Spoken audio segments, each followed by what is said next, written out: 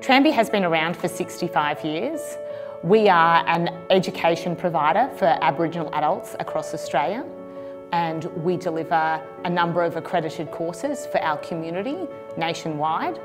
I've been employed by Tranby for the last 18 months, and I actually came into Tranby after being a student more than 5 years ago. For me to work at Tranby has been absolutely life-changing. I had experienced homelessness and left school at a really young age. I was 14 and hadn't received any education whatsoever until I was in my mid-20s.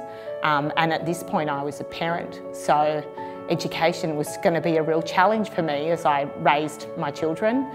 Tranby taught me to believe in myself and to use my culture as a strength when communicating with other people, to be proud of who I am. There's not enough words to explain the impact that Tranby has on someone when they come in here as a student and they walk through the doors on the first few days of their course, and once they've completed, you have a completely new person who's strong and empowered, and I'm the perfect example of that.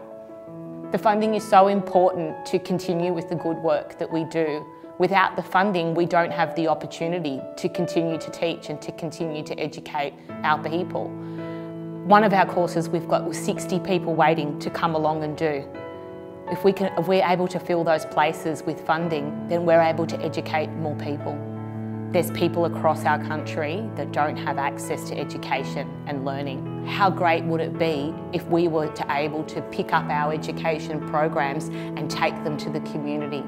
Imagine if I could have a bus with a classroom full of laptops and I could drive into a remote community and spend all the time that they need to absorb the learning. That would be life-changing for communities across Australia.